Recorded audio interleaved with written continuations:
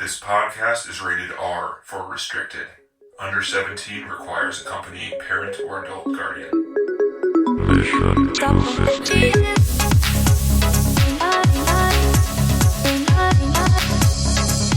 Welcome to the Mission 250 podcast, where we are in Halloween month, guys. Movie number 3, October, scary shit. And I apologize, we have watched 2 non-horror movies so far. This one included, but you know, there's reasons. I was like, are you sure? I don't. There's reasons the one we just watched why we picked it. So for the Halloween month, the theme is directors we've watched who have movies on the top 250 list who don't normally direct horror movies. And this week we went with David Fincher, the 2007 movie Zodiac, and we could argue about if it's horror or not. It's pretty fucking scary to me, but let's start with 20-second spoiler-free reviews. We got a new software to keep everyone on time here. Let's see how it works. Let's start with John, I think, has to go first so we can figure out if it works. On the button. Yeah. God damn it. What did you think? All right. Well, wait, okay. how do we get to start? Who first? I'm going to take a breath. I'm going to take a breath and I'm going to start it. Okay, ready? I'm going to take a deep breath. I'm going to think. Okay. Boy, there were some really scary parts in this film, but it also meandered a lot. I didn't get the interactions with the characters. There's some ways the characters are treated that's kind of a bummer, and I just got lost sometimes with who the suspects were. And compared to All the President's Men, which is like the gold standard of reporter movies that I love, this one falls short. 20 seconds on the dot. Look at how useful that shit is. TC, you want to go second? Sure. Yeah, it's got the Hollywood sheen on it, which I kind of liked. It's a little bit different than what we've been watching. I didn't realize Jake Gyllenhaal was the main character until like probably 2/3 of the way through. And then, I don't know, I wasn't that scared because I know the story and I've seen so many documentaries where like that's involved. And for some reason that kind of, made it underwhelming. All right, here we go.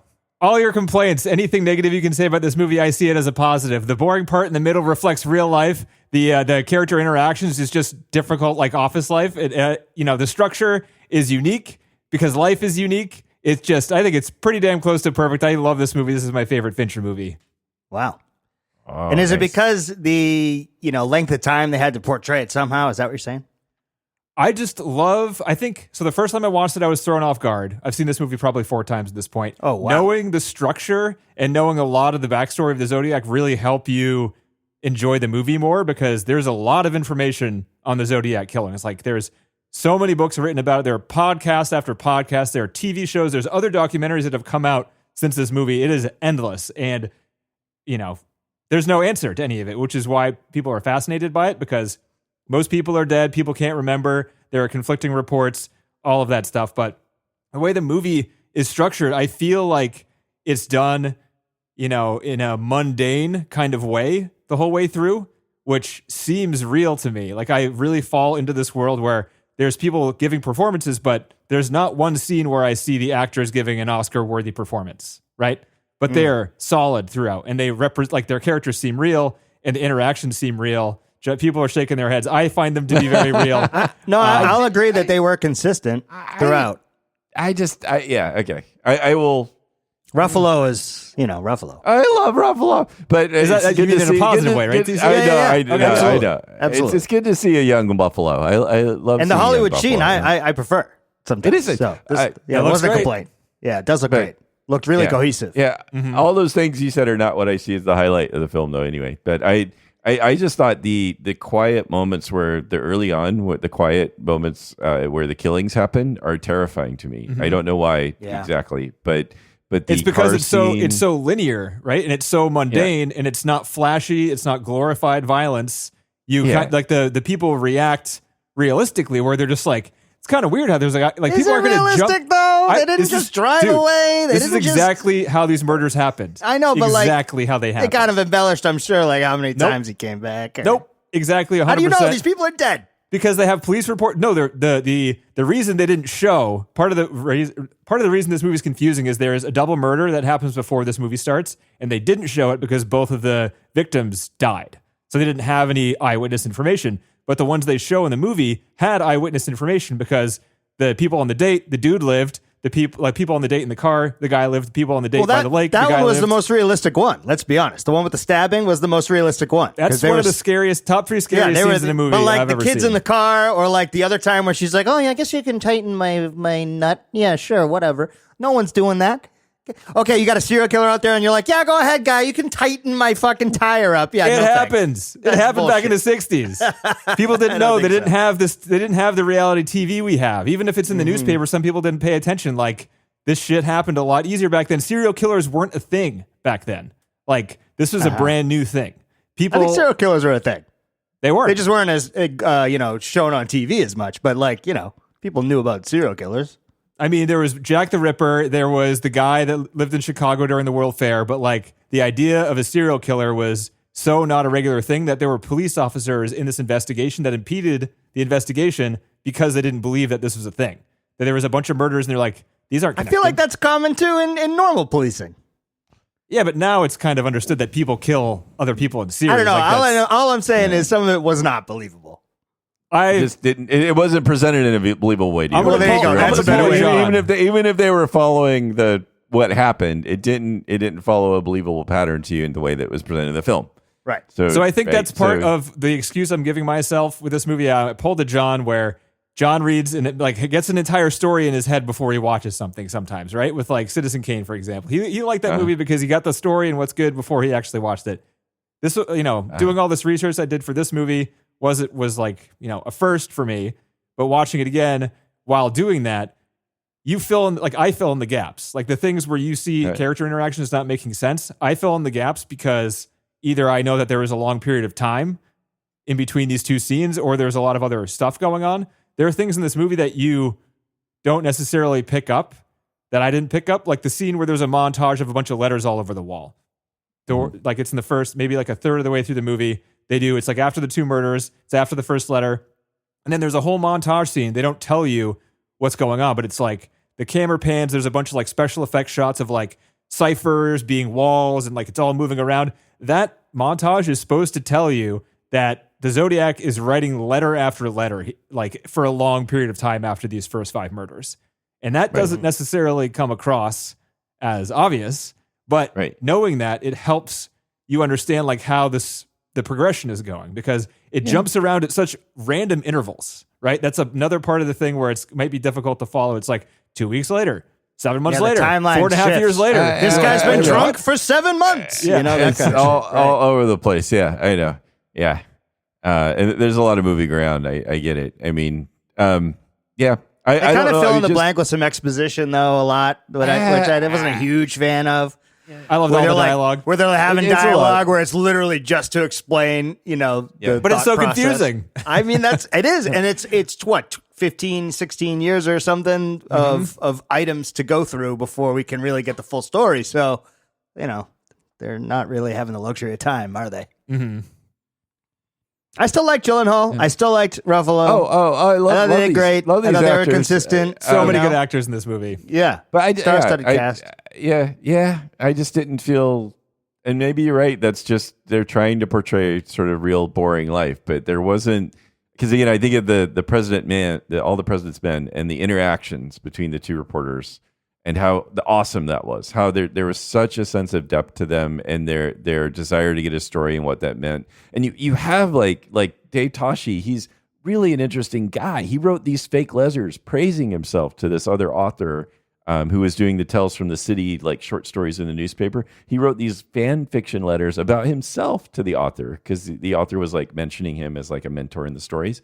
This guy loves the limelight in real life. He's good. He's a good the basis too. for Dirty Harry and Bullet, the movies. Right. So and Buffalo, who I love, just plays him more as a straight shooting, honest cop. And I don't see the depth or the interest. It actually seems like Downey Jr.'s character, who is actually not so much like that in real life, was the one that was seeking the limelight and things like that instead.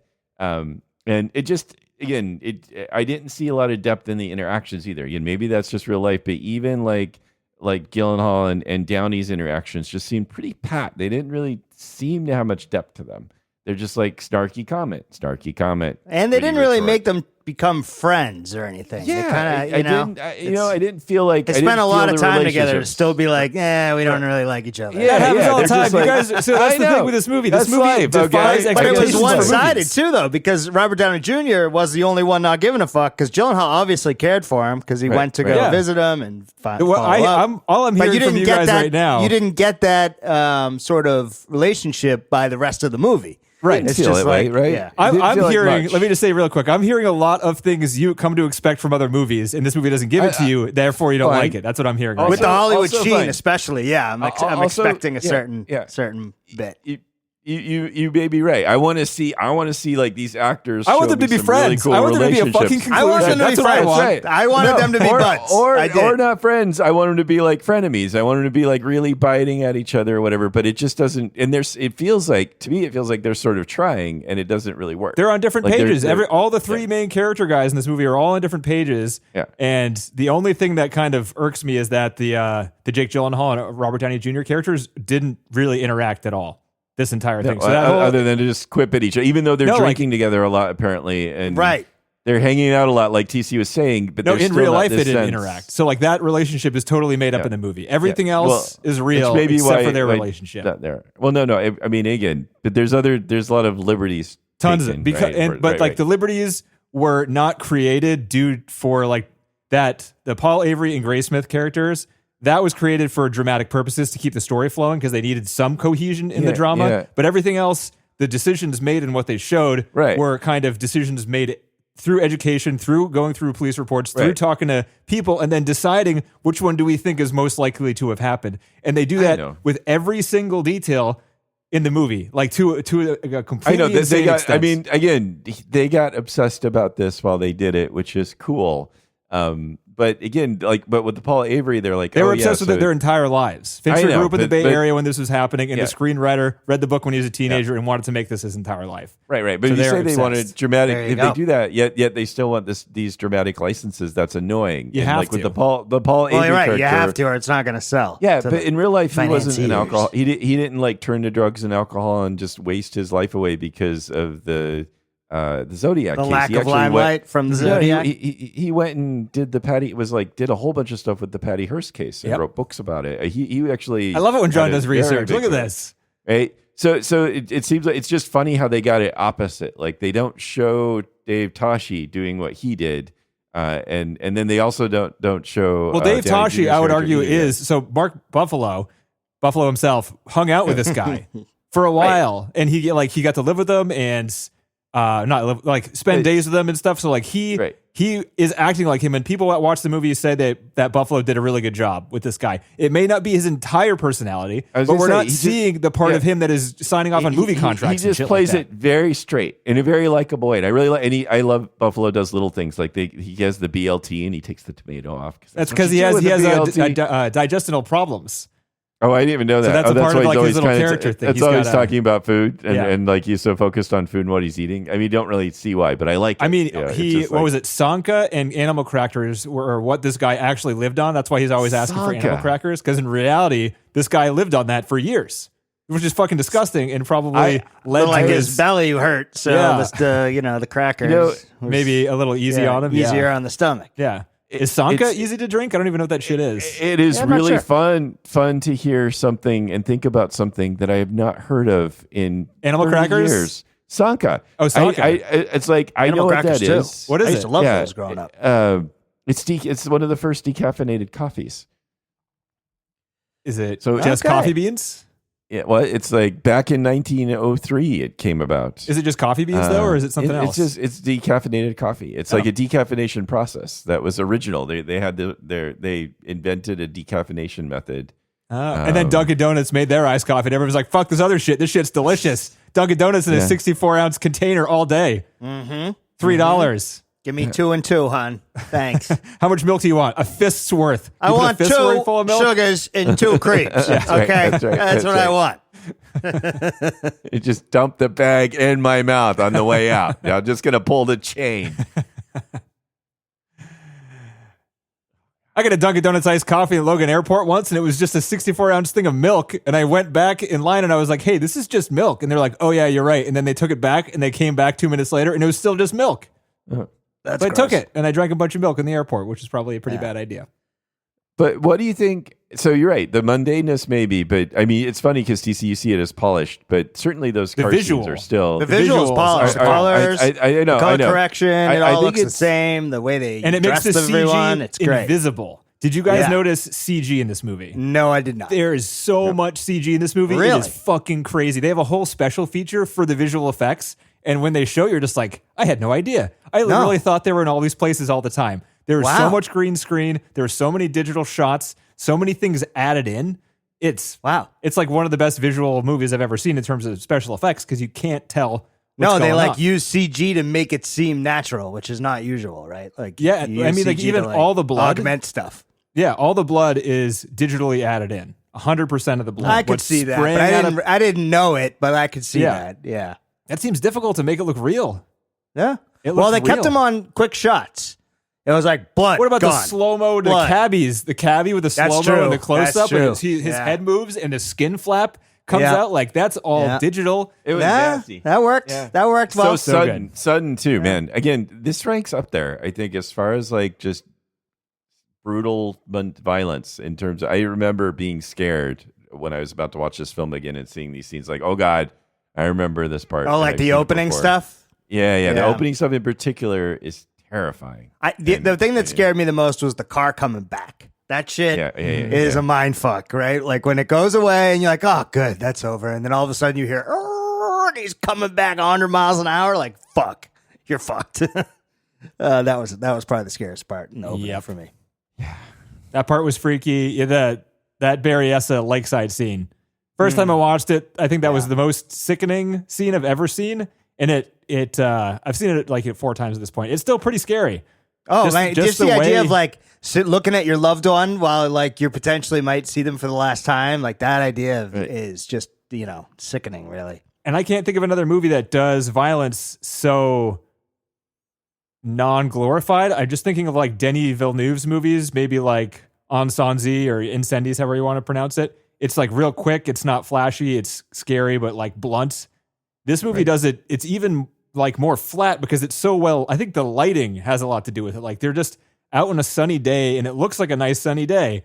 And then that doesn't change, right? Like they don't dim the lights when the murderer is about to murder. It's still a fucking nice sunny day. And the dude just like doesn't give a shit that they're screaming. I don't know, man. There's something about that, like just the methodical slowness and the calculated portion of it that isn't reflected in movies a whole lot. And definitely not in this way where it shows the entire scene play out pretty much like linearly. Like from start front to to back. finish. Yeah. Right. Yeah. Where like It's- the characters are thinking about what to do next, Right. and you can see and that. like, how afraid happening. should I be? The guy's got a gun, but I think we're going to survive, right? Like, I right. hope What a we stupid survive. question to ask, though. Is Yeah. that loaded? Like, dude, maybe not right now. I don't know. Read the room. Not the time to. right. Not the time to make fun of the guy. I don't know about you. It's touches but- like that make this movie so unique because that happened. And you wouldn't write that because it seems such a strange thing. And then the guy shows him the clip and there's bullets in it. And you're like, what am I supposed to do with that information? I guess he had the loaded gun, but like, there's no like narrative point to that sort of thing. But like, it happens, and they put it in, and it feels like it's just natural, right? It doesn't feel like it was in there to like develop a character or to move a plot or whatever. And it just feels like this happened, so we're showing it to you. It's a And little that's the way I journalism look at it. of the situation that took place. Right. And I feel that throughout the entire Kind of movie. a lot of this. Yeah. Yeah, the entire movie feels that way. And I can understand you getting bored in the middle because the first third is a horror movie, right? It's Jam-packed. like Right. it's so fast. Like all of the scenes in the newspaper even are like really fast and interactive, and there's no even chance for the characters to get to know each other because it's all plot related. It's all like, what's happening with these letters? What are we going to do with the newspaper? Yep. And it flies. And then once I think that montage when they're getting the letters starts, that's when they start getting into the character interaction portion of it, where they start getting into how people are obsessive about it, how the city is reacting to it. It slows down in the second third, and then it has the scene where it could have ended, where Jake Gyllenhaal goes to see Mark Buffalo at the theater, and he says something to him, and it fades to black. Right. That could have been It the could have been the end, and then it's an hour long. longer after that. I know. Right? Yes. So that's Yeah. That is Well, not only that strange. too. We end up on another tangent, sort of with the which again, there's another. It's really creepy, but it also is sort of a red herring where he goes to the guy who's the film projector. Is that a red herring though? Why was he so fucking creepy? I didn't understand I that. don't get it. I didn't get it. Well, no, I get it. I think it was just a whole other thing because this guy wasn't it, but it was there to sow more But doubt. why wasn't I he guess. it? He knew the guy, and his handwriting was the fucking same. What the hell? Yep. By the way, Barbarian much? Oh yeah, in the basement. basement. It's a horror movie. Yeah. See, that's where it's a Anyway. horror Come on movie. down to the basement. Scary shit in the Yeah, go down basement. to the basement, Horror you movie. dumbass. You can't make fun of me. Kaidon But might not again, have been horror. if it was me and I was thinking to myself, hey, this could be the guy, I'm not going to the basement. Nope. I'm leaving. I Well, like it how it was I set think too the because in guy- that I think scene the there was guy a lot was- of mundane stuff up until that point, and then all like Jake, you're with the characters, right? Like all the scary stuff happens, and that's the reason the rest of the movie has to happen because that's where their obsession starts because the murders are so grisly, and then there's no quick satisfying ending because this is a long process, right? So like that's how the movie goes, and Jake isn't expecting it because he's been interviewing all these people for months and months and years. Right? It's not like everybody he sees, he's like, oh God, I'm scared of the basement. He's just like, oh, it's another guy. He's got stuff in the basement. Let's go. I don't know if I believe that though, because that's not really. I mean, I know he's curious, right? They wanted to make you think like he's so curious, and he's stated that he wants to look the guy in the eye and all that shit. But like, I don't know if I believe the idea that someone's going to be like that close with handwriting and creeping you out, and you're going to go down to the basement anyway. I'd be like, all right, man, you take care, dude. Fuck This is off. the guy who loves the most dangerous game. He's like he's saying all these bad things, and maybe he's having fun. Maybe he's fucking with him. I don't know because he seems to be having a good time. Where he's like, "Yeah, have a good night now." But also part of Yeah, the reason yeah, why no, you'd leave. That's right. I mean, he That's right. locked him in, right? That's also Right. kind of creepy. Yeah. That's a fire hazard. Yeah. Those old fucking doors. Yeah. Creepy little That is fucker. scary. Oh, before I forget too, the Hurdy Gurdy Man song by Donovan being a really good accompaniment to a scary scene. Uh huh. Yeah. They put it right in the That's, beginning and then right at the end too. It's good stuff. Donovan's daughter is in this movie. Oh, really? She's in the scene with the baby where he's like, "Before I kill you, I'm going to throw your baby out the window." Cut to Oh, black. man. Piano Brutal discording line. notes. That Yeah. was his daughter. Brutal line. That's Jesus. Donovan's daughter. Yeah. Oh man, holy cow! God, so scary. Naomi. So I told her not to watch the stabbing scene because she doesn't like that sort of stuff. Yeah, I don't blame. Checks But out. then for the baby scene, she didn't even know. Like, as soon as they cut to the baby in the backseat, she started freaking out, and I had to immediately tell her that the baby didn't die. And I was like, "Did the baby?" And then like it gets forward, and she's screaming about the baby. I'm like, "Oh my God, shit! Did the baby die? Did I The just baby lie to actually Naomi?" died. I forgot. Sorry, Naomi. I thought the baby lived. My bad. No, I got it wrong. She lives. The baby's definitely dead. I'm sorry. Yeah. Anyway, Anywho, all right. You want to continue watching this? Don't you love this movie? She Oh liked my it. God. She liked it. oh, Speaking of digital shots, and there's a bunch, so as they come up, I'll start describing them. There's the shot of the cop car coming up behind that truck that finds the woman in the street screaming. It's a shot where you're inside the cop car or one of their cars, and then it kind of pulls up behind a truck, which is pulled over partially on the side of the road. The cop car drives around the left side of the truck, and then you see out of the driver's side the truck driver. And then more forward, or kind of further in the background, it's the woman screaming. That shot is a composite of an inside of a car. The entire outside of the car for the truck and the road is all digital, completely CG, the truck. And then you have the guy, the driver in the driver's side is against a blue screen inserted into the shot. And then the woman is in a separate blue screen done at a separate time and inserted into the shot. Wow. Because they did it, David Fincher is a crazy person, and they did it like practically at night, and it didn't look like he wanted to do it. So he like looked at the shots they got, and he's like, these are the problems. I could fix this by doing it digitally and by separating these two shots. Wow. So that's crazy. They CG'd hair onto Jake Gyllenhaal's knuckles during the close-ups. What? Yeah. Doesn't seem worth it. just to make it more Tashi, huh? To make his hands are too hairless and pretty is what Fincher Two baby said. hands, Yeah. too pretty. Man, They that's a detail right there. That Dude, they I don't think most CG people grass in that murder scene at Berryessa. The grass you see close to the camera lens, that's all CG too. Wow. A lot of the backgrounds are CG. Most of the time when you're at the Washington and Cherry Street intersection where that cabbie was murdered, there's like a few scenes there. it's pretty hard to shoot in San Francisco, so they didn't have very much time. They shot there first, and then they matched the lighting and built a replica set with a bunch of blue screens. And most of what you're seeing in those nighttime scenes there are them on a set with almost the entire 2/3 of the screen, the background, as CG. And that includes cars, helicopters, motorcycles, lights in the city in the background. The camera moves like it is. And that's the thing, too. This movie got passed over. I'm just going to keep heaping praise on this. It got passed over for all the awards because you can't tell, right? You don't get a visual effect award if you don't know there's visual effects in the movie. Yeah. That sucks. Right? They're flawless. They did such a good job that they didn't even get thought about. Yeah. Wow. It's fucked up, right? They should have I don't know when they released this documentary on the visual effects, but it should have been as a part of the package for, the people to consider it or whatever. But I think most of the reason it was looked over was because it's too violent. Structure is too strange. It doesn't follow the 3 act structure, and it's not flashy in any way. It's mundane, and I like it, but I could see people not liking it, right? Because you're watching a movie, you want to be entertained, you want it to hit you in the head to be like, hey, isn't this cool?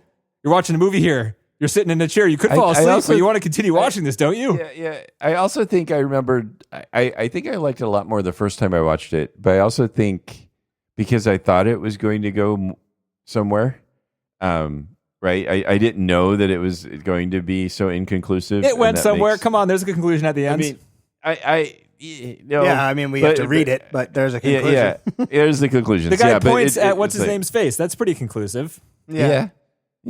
And he came out because the Jake Gyllenhaal character wrote the book. Right. So it kind of pays off in a way. They couldn't convict him. Doesn't even matter because he's dead. It's way too late. He died as soon as they were about to try, right? You think Tashi could have put that together? Oh, the letters stopped while he's in prison. Don't you wonder why they stopped? Didn't you ever put 2 and 2 together? I don't know. Some of the revelations are kind of wait, who was in prison? When that guy, when the he wasn't in prison, or was he in some kind of? I thought he was put away for a while, and then the letters stopped. Put away something, right? Was it actually prison? They had that sit down where he's like, "Oh, so remember he was incarcerated or something," and the letters stop, and he's like, "Yeah, I mean, didn't you?" It seems a pretty easy thing to put together. There, he's like, "Oh, you're a genius." Oh, and he lived right next door to her house. Did nobody?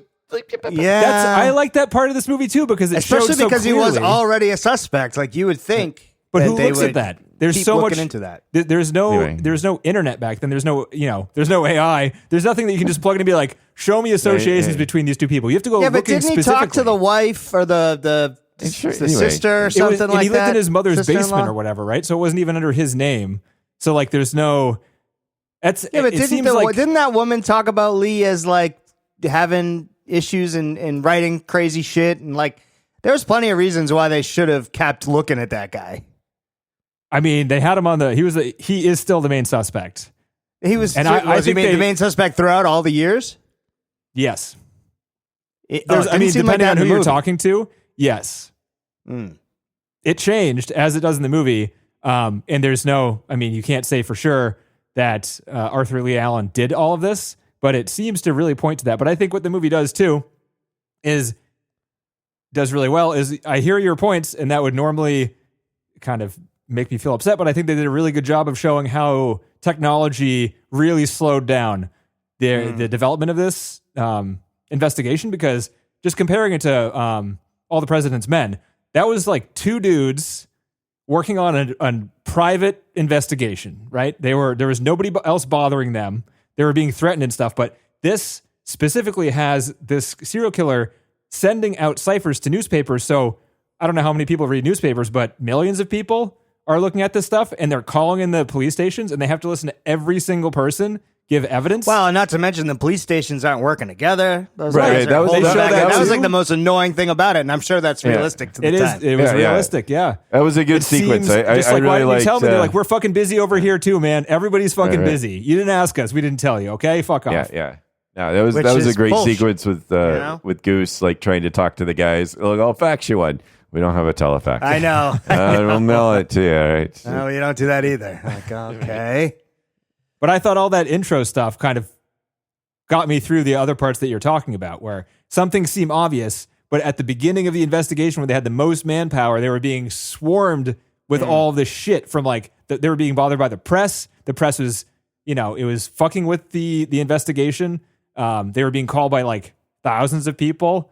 Plus, I'm sure the press was coming up with their own ideas because they were getting sent these letters and like they're muddying the water and then for sure screwing the people connection up between like the Riverside killing and the Zodiac was published by I think it was the Chronicle. It was one of the newspapers that made a connection from the Zodiac to something else that the police didn't think was real, and now they don't think is real either. But like the newspaper kind of pushed the narrative that the Zodiac was still killing even after these first 5 murders. So just to kind of get into the true story of it, Zodiac only confirmed killed 5 people. It was the 2 he killed first, which we don't see in the movie but they both died. It was the second, which was the Berryessa Lake, which the guy survived, and it was a stabbing. It went down exactly like they filmed it in the same fucking location, right? That's how dead on accurate that is. They went to the same spot where these people got stabbed, and they filmed the movie there. That's kind of fucked up, but also, it's as true as you can get. It's a terrible way to lose your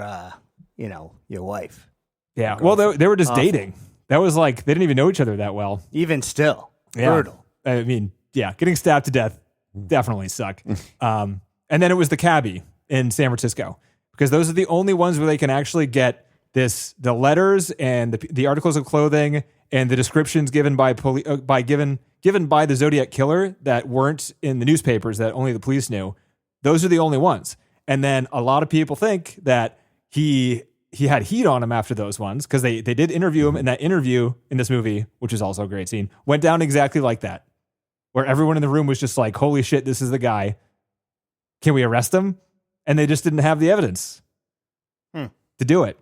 So they think he had the heat on him, and either he stopped killing and kept writing letters and kind of taking credit for other murders that happened around, because in the following letters for all the murders he said were his, there wasn't any of that other stuff. He didn't have articles of clothing. He didn't have secret information, all that stuff. So he would just take credit for other murders. Or he stopped writing altogether, and other people were mimicking his style of writing. And it was just, after those 5, it was other people. And there's, nobody knows any of the questions. If you dive into this, go for it. There's really, if you like to obsess about a topic, it's a pretty good one to obsess about, because there's a lot of theories and people have a lot of fun getting into it.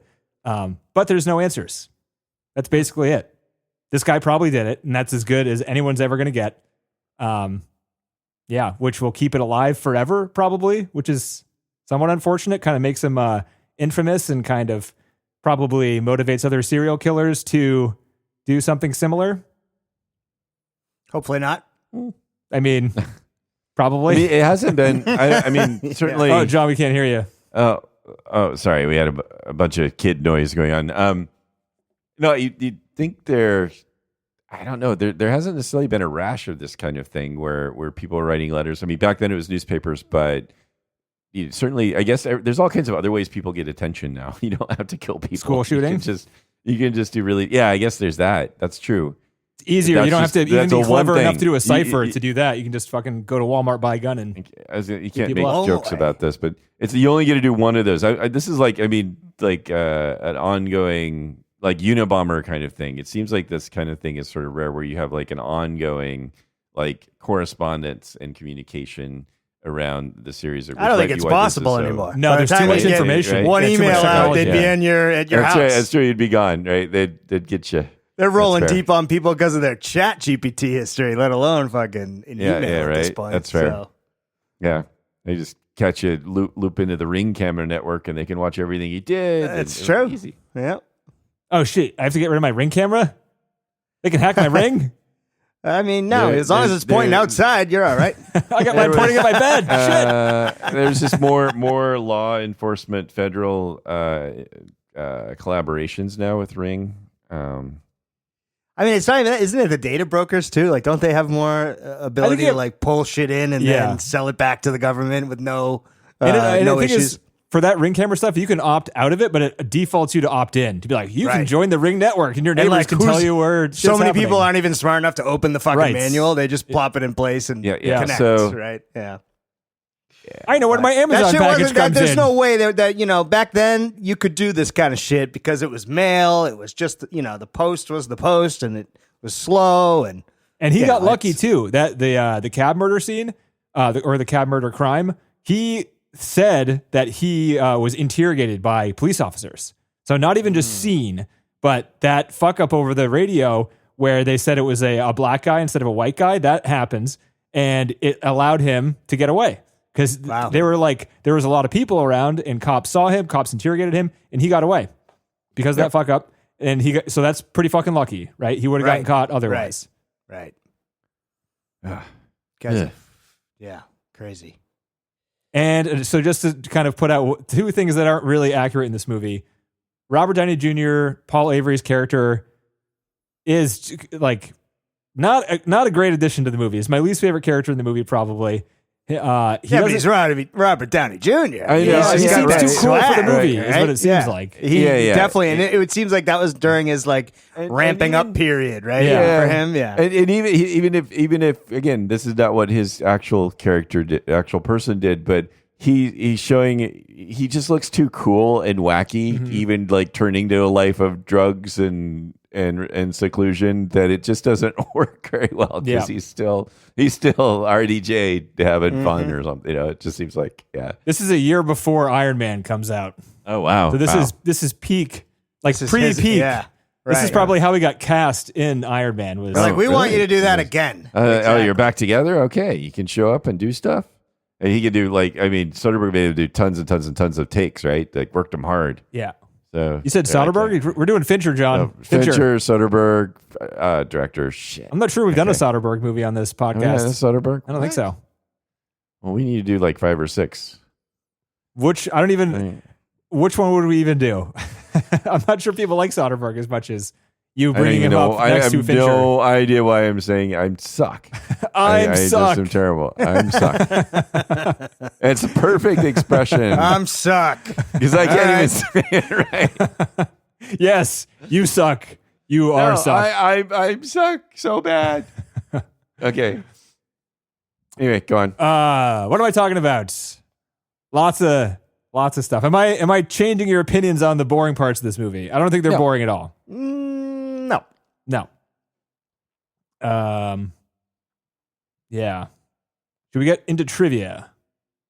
I know we've kind of been doing trivia. I think that's about right. But now we can just do all full out trivia. All right. Moving on in. Speaking of awards that didn't get nominated for anything because you can't tell what's going on, but this movie is a period piece, and it's done usually when there's period piece stuff. It's like the wardrobe is flashier, the props are flashier. You know it's a period piece because it's sticking it in your face because they spent a lot of money and they want you to recognize it. Look what we did. Right. See this? And this movie does it flawlessly, but in a mundane way. I keep using the word mundane, and that has a negative connotation to it. Mundane as a good thing. I think it's a good thing because it's doing, like we said, TC, it's journalistic, right? It's going as realistic as possible. It's not trying to be Hollywood. It has period piece clothing and set dressings and all the typewriters and telephones they had to create for just the newspaper, the Chronicle set was insane. Plus, they updated it as the years went on. So they had many iterations of how technology changed throughout the years, depending on what port and the clothing too, and the hairstyles.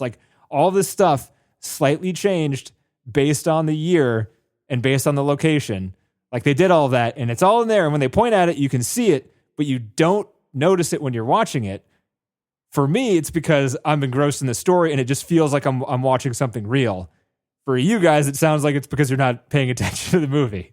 Probably so. Yeah.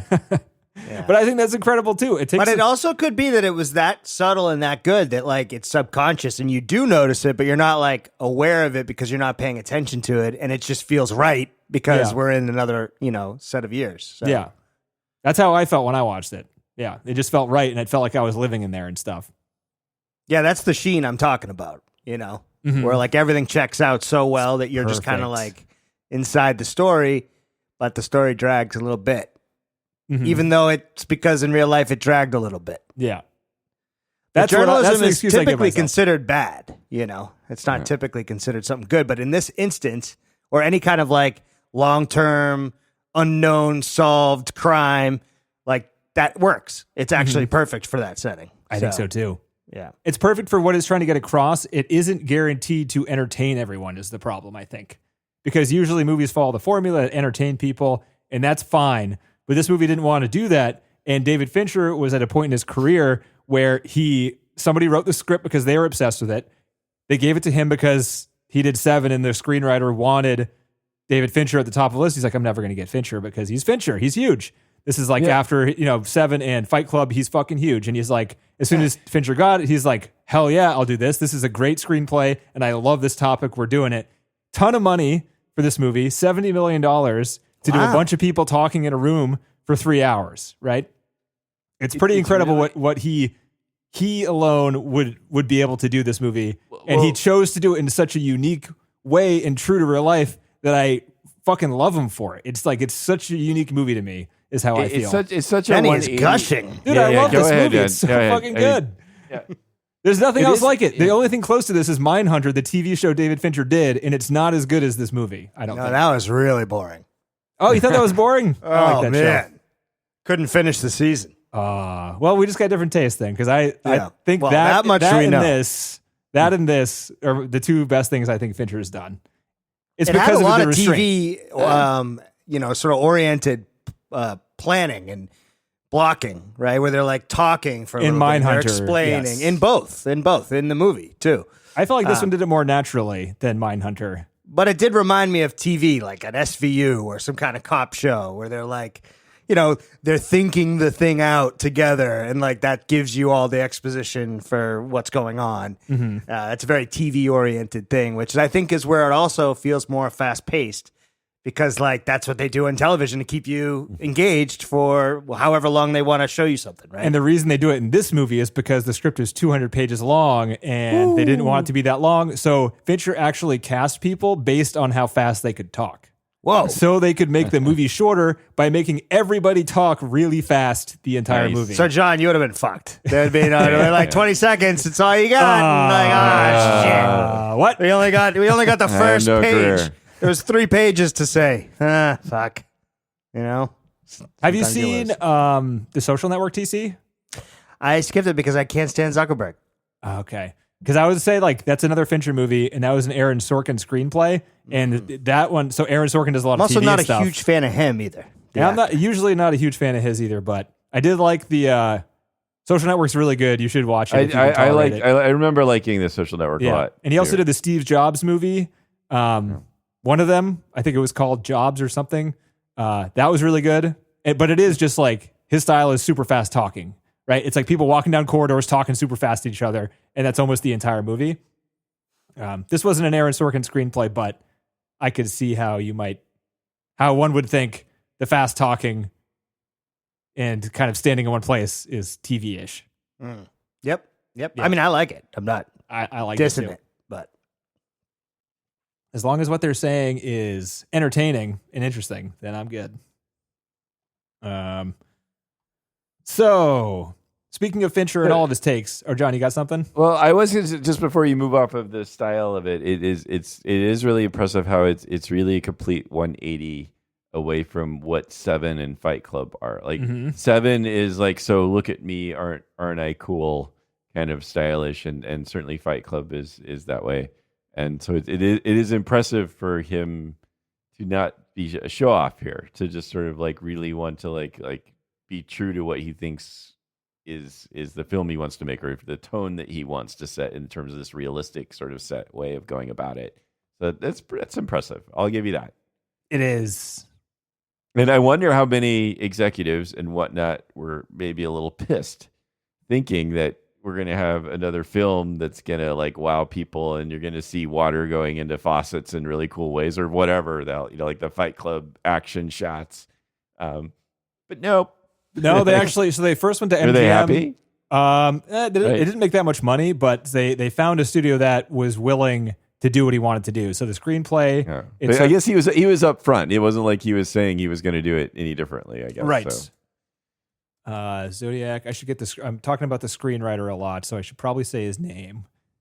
So James Vanderbilt was the screenplay guy. Graysmith was obviously the author of the book, but Vanderbilt worked on the screenplay for a year so basically like the story of the Zodiac was owned by Disney for a long period of time. And this Vanderbilt guy is a screenwriter and did some smaller movies, not as big as this one, over the course of his career, basically knowing that Disney owns the rights to it and companies never let rights lapse, right? So then he was talking to one of the producers on this movie, and he's like, they made a somewhat successful movie. I think it was called Basic together.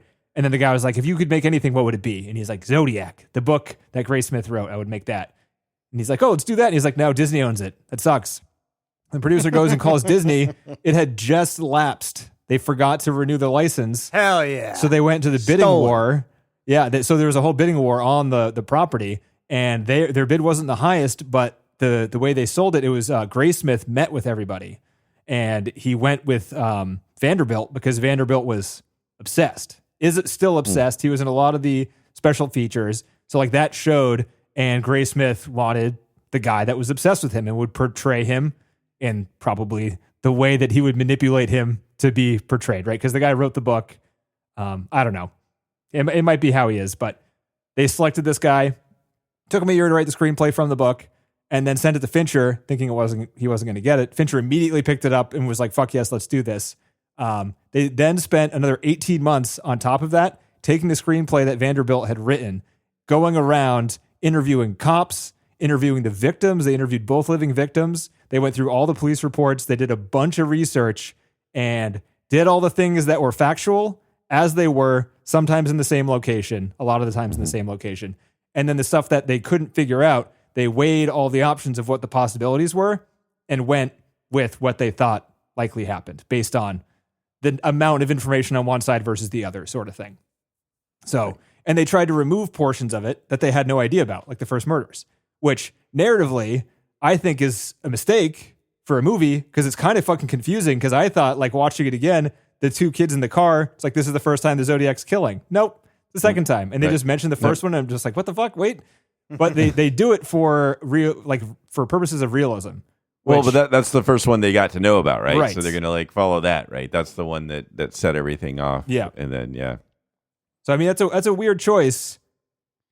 But again, he's trying to be real to the story. He wants to be like, this is why people are obsessed. He wants to be able to convey the obsession and why people are obsessed with it. Like, as you said, so you want to have it develop as a mystery and start with the really scary one too, and not be like, oh, by the way, these other ones. You don't want to have this. I'm sure the other ones are scary too. It's just like, I'm sure they're just it's hard to write detail like that. Yeah, but you wouldn't want to start with this prologue or something, or like him at that party where he's sitting in the corner. You don't want any of that. You want to like show the mystery and the scariness of like the very first one, and then how that sort of like led to the letters, and then. I'm saying there's a murder before the movie even starts.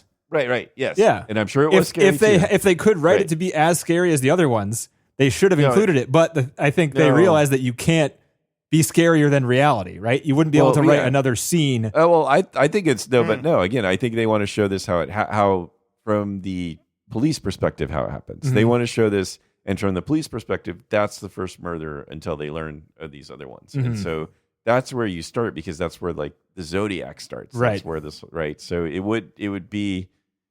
Again, that makes sense. Even more confusing, right? Because again, I think that's the idea: is try to convey obsession and the mystery of it and the scariness of it, right? But yeah, it's there. I'm trying to help. Thank you. No, that's a really good point, and I think I agree with that one. Just watching it, even this time though, I get confused the fact that there was a murder before we see, right? That's just not typically what you see in a movie. Fincher grew up in San Rafael, which is in the Bay Area, pretty close to here. So he was aware of this shit when it was going down. Okay. Did you guys notice any of the completely CG shots in this movie? Well, the building of the tower, I had assumed was CG for sure. Did it look CG though? That. Well, no, but you had to know because you don't see people or anything in there at all, right? You don't.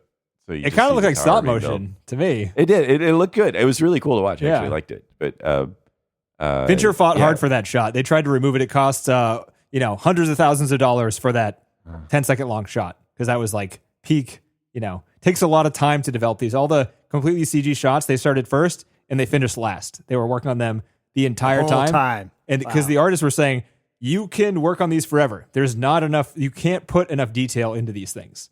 One of the coolest shots is when they're zooming in on the San Francisco Embarcadero ferry building, and then it kind of goes like it's facing the water, and then it pans up, and you see a boat, and you see the shoreline in San Francisco, and then it starts moving towards all the buildings and everything. That's a completely CG shot. That took them also the entire production time. Damn. And in this special feature, they would highlight, like they'd gray everything else out and highlight all the detail they put. They have people fishing. They have separate, like 8 different flocks of birds in different areas. They have people walking, people shopping, vendors doing shit, cars driving over here, ferries over here, a plane over here. All the buildings, like some of the lights in the buildings are turning on and off. Like there's just an immense amount of detail that was done completely manually by these. Well, I don't know how much of it is manually, but they created it digitally, and it looks pretty fucking good. It does. It looks natural. Yeah. Which is, yeah. Golden Gate Bridge, there was a shot too where that was fully digital, where it showed cars at nighttime driving over it. The shot where right before the cab driver gets killed and the camera is like stationary in a weird static kind of way over the cab. It almost seems like an old video game where you know what I'm talking about, where the cab turns and the camera turns the exact same time and it feels weird. That's all almost entirely CG, but the tops of heads of people on the side of the street are all of the people at the special effects company standing on green screen. They shot from above and then composited them in the sidewalks on the CG shot. And that's cool. And they showed how hard it was to program that, because you're doing it all on a computer. And John, I think you would understand this hopefully when I describe it, but just watching how other cars, and how when a car is turning and the camera's turning and the other car keeps going straight, it's actually the other car that appears to be going straight is doing a weird fucked up movement to like bend off the screen, which was pretty hard for them to program. And you can barely tell. It's fucking magic, man. Well, especially back then. I mean, this is what, the 2007? This was not too long ago, It had but some decent effects then. yeah, had some stuff then. Yeah, this is the same year that like There Will Be Blood and No Country for Old Men came out. I'm pretty sure. So maybe that's why I got overlooked too, because those are pretty dark, and those are Made a lot more money, better. probably, right? Yeah. Yeah, they're better and they made more money, and yeah. But good year for movies. Let's see. Fincher in his reshoots, they had some behind the scenes feature of there was a shot where Jake Gyllenhaal was in a car and he has a book and he throws it into the passenger seat of a car, and they're filming it from the passenger seat, and he needs to get the book just right. And Fincher is talking to some other people, and somebody asks Jake Gyllenhaal, he's like, how many takes do you think this is going to be? And Jake's got a big smile on his face and he goes, 15. And people are like, oh yeah, right, 15, okay. But then they start showing every single take, and it's over 20 takes to get him to throw the book right. All it is like a 1 second shot of him throwing to the book to a side, and he's not getting it right. Fincher's like, nope, nope, nope, nope, over here, nope, nope. And you're just like, holy shit, man, you are crazy. Yeah. I mean, that's why it ends up being so polished, though. Mm-hmm. That's what, so he is the kind of director, I kind of figured out why he's like that these days, is because he doesn't know he knows he's not going to know how the edit fits together. He likes to play with the edit and the editing portion of the movie, and he doesn't want a take to be good acting wise, or to be good for one reason and bad for another reason. Right? So he wants it to be perfect every single time, and everything that's going on around the shot. And then the actors need to get it right too. So like everything needs to go right. That's why he gets 60, 70, 80 shots, takes sometimes for a single shot, because he wants to be able to play with it in the edit. Wow. Which is, it's a lot to ask. I'm surprised. I mean, he can do it because he started doing it and people continue to let him do it, but right. They know what they're getting into. You don't have time for that shit. You don't have money for that. They don't. Not anymore. It's Especially ridiculous. not anymore. Yeah. Yeah, he's they also did the same thing with like all the blood was digital, because he likes to do so many takes. He didn't want to waste time redoing any like the costumes or the like cleaning up all the mess, basically, yeah. So everything needed to be clean. The slow motion shots of the couple in the car getting shot was just an air gun. The gun had like shot air out and had like a flash and a bang. like a little air pistol thing. So in the slow motion, you can see their skin moving. That's real. Like they're getting blasted with air, but everything else, all the blood, all the holes, the bullets, that's all CG. Yeah.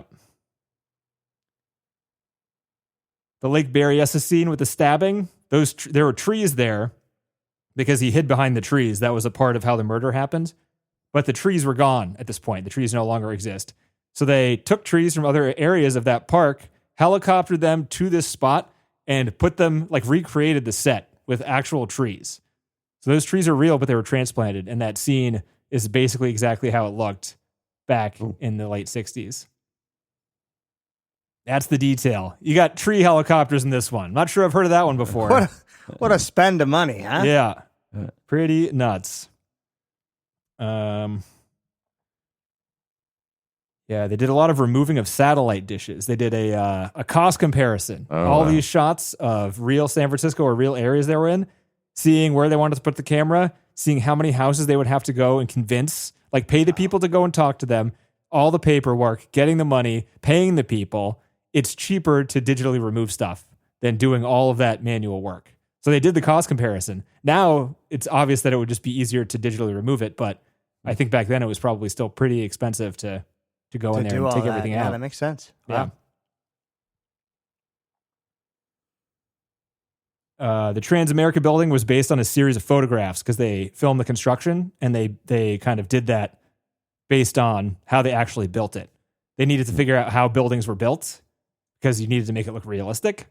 But a lot of it was done artistically because, as you can tell, the construction is going up super fast and it's just like a day and night cycle slowly going through. They don't do construction at night and they can't do 6 floors in a day, so it's kind of like, but they just do it to generally show the passage of time, which I think works and looks pretty cool. There's a point in the movie, 142, about 2/3 of the way through, where I think it's Jake Gyllenhaal talks to Mark Buffalo in the theater, and then it cuts to black. The audio goes from mono to stereo at that point in time. The first nearly 2 hours of the movie is mono audio. Huh. I did not pick up on that. I did not pick up on that, yeah. And I listened to it with headphones on. Oh, weird. So stereo doesn't mean shit. What the hell? I mean, I don't know who knows, though. You know how this is with some of these streaming services. They adjust everything and make it stereo depending on what version of the video you're being vended. So, but how would they do if it wasn't mixed in stereo? The information wouldn't be there. Oh, right? they make a million different downstream deliverables for those things. So then the device says, okay, you only have bandwidth for X, so we're going to vend you this version because that'll work the best on your device. And even if the master mix is mono, oh, or yeah, maybe they don't give a fuck. And then they figure out that, like, some of the creatives have figured out too, like, we have to add in like an extra thing with some of these services to make sure that they're not adjusting the videos or audios or any of that stuff. And if it doesn't vend right, so be it. Like demanding them not mess with the audio that was mixed. But there's a lot of that kind of stuff. The lower quality you get if you're on your tablet, which is what I was watching it on. I might have been vended a lower level, which was stereo. That's why you didn't like it. Yeah. No, I beautiful. I'm just saying it's possible. You guys didn't dislike it, right? I'll stop here. Do you guys? Were you both totally in the middle on this one? Kind of sounds like it. Yeah, I mean, I didn't dislike it, and I know the story. So the story is obviously it's something worth understanding. So it's I would say people that like kind of scary, dark things to see it. There's nothing wrong with watching this movie and getting it does give you a little bit more of an understanding of what happened. Because honestly, after our generation, no one's going to remember Zodiac Killer unless you're watching it on some documentary, right? So. I think this movie could last a long time. It's got a lot of digital stuff going on in it, and it still looks great. It's not like it's got the sheen, man. It's got the sheen. I think this type of movie could slowly be something that a lot of other movies copy once we start getting bored of the formula that movies typically have. Just kind of more free flowing, and yeah, I don't know. I see it having legs. All right, but I could be wrong. All right. 74 hamburgers. The scene where it was kind of the last scene between Jake and Buffalo, and Jake was downloading all the last findings, and Buffalo ends up being like, "Holy shit, man, you figured it out. Write a book." Right. He's eating a hamburger, And with Fincher at the helm, he had to eat 4 bites of 74 different hamburgers. Whoa. Because he needed a full hamburger at the beginning of the conversation. And Did you have is it like wine tasting? Did he have a hamburger bucket right by him so he could just spit it out? He didn't talk about it. He said he they got the guy grilling him on set or what? I mean, Jesus. Apparently. Damn. What do you think? You just have 100 cheeseburgers? I mean, it's Fincher. Maybe by he's the like, time bring you get 100 through it, cheeseburgers. it'd be all bad. You'd want them like somewhat fresh, right? Cooking 5 at a time. Maybe, unless you're spitting them out. You are an actor. You gotta push through the nasty cheeseburger. It's the hardest part about filming this movie was 74 cheeseburgers. Maybe so. The rhythm was off. What he said too is the rhythm was off during that cheeseburger scene, and they did 74 hamburgers. And after all of it, Fincher thought the dialogue was not confident. And after all those takes, they ended up using one of the first takes they did. Full on Billie Jean style. That'll chap your ass, huh? Yeah. It's like, why do we fucking do that then? God damn it. I told you it was good enough, right? He's like, I thought you were going to get better, but you're getting worse. I don't know what to tell you. Lots of, the homages to All the President's Men are intentional. All those parts outside the murder scenes, that was like how they wanted to do it. There was 56 takes of Jake and Buffalo outside the courthouse, and they're having their little spat towards the end of the movie. Wow. That's a lot of people in the background for that.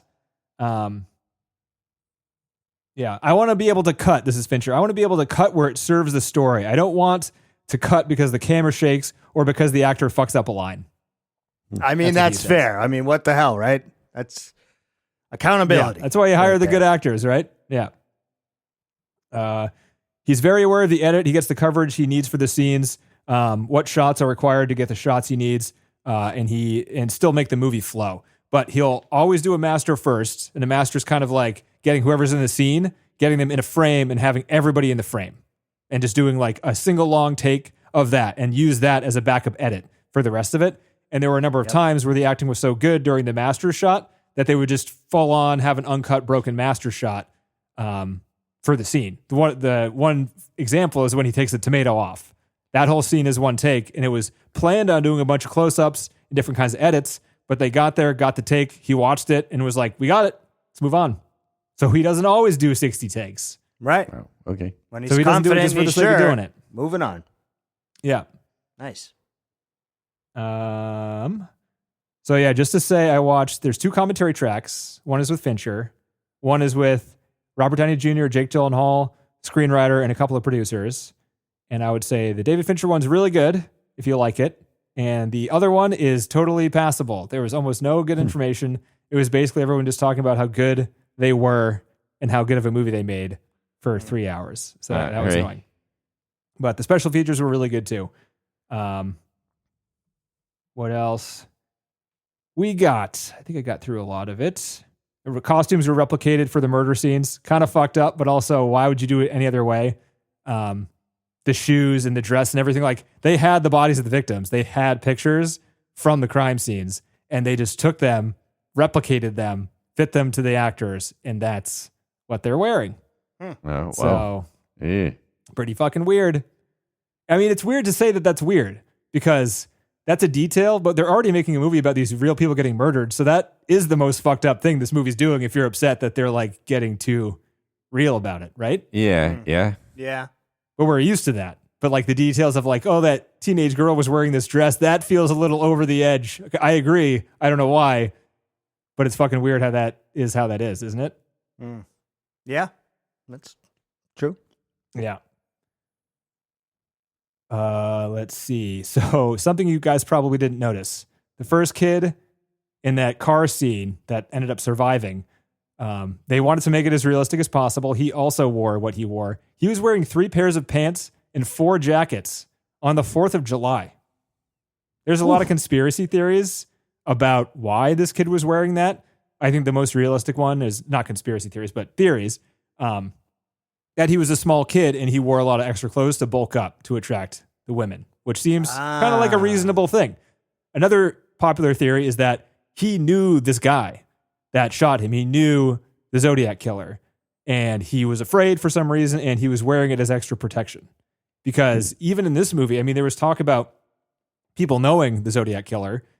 Like the girl, even in the beginning, the guy's like, who was that? And she's like, oh, it's nobody. Don't worry about it. She's kind of playing it like she knows who the Zodiac is. And that was intentional too, because they think that the first murders, as they talk about later on in the movie, that he knew these people and there were these weird fucking parties that they went to. Was it sewing parties or something like that? They talked about towards the end of the movie that he went to and they knew him. Yeah. Anyway. That's a lot of clothes. That's all I got to say. How you guys feeling about this trivia? It's trivia. I'm hanging in there. Kind of Always dragging trivia. on in the mid twos, halfway. This is where point we or all so. learn things, guys. This is where we learn this stuff. Boy. Yeah. So there was 50 CG shots throughout the movie. They didn't point out every single one, but that's pretty crazy. They pointed out a few, but I couldn't name 50. I couldn't name 10. Let me see. I think we're getting pretty close to the end. Yeah, we're done. Nice. I think we're done. Okay. So first, before the actual question, the question is: was this a horror movie? This is not a horror movie. You don't think it's a horror movie? I don't think so. No. It's a thriller. It's a story about a dark. More of a documentary, a docudrama, docudrama, thriller, procedural. Also, Seven was more of a horror film than this one. This movie has a scarier scene than all of Seven put together. I know, but Seven had more of a horror. It had more feel blood. to it. It had more like gross Gore shit. and The idea of someone being beheaded and just seems worse.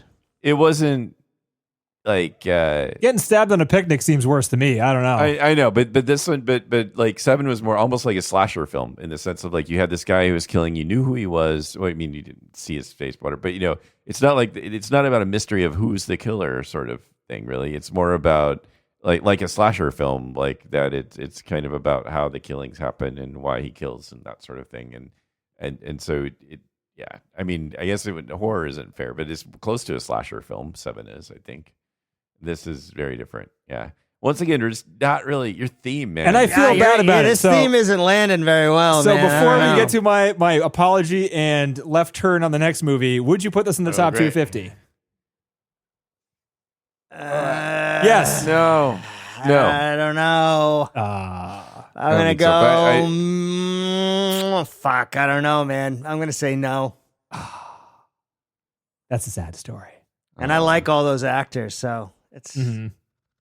Yeah.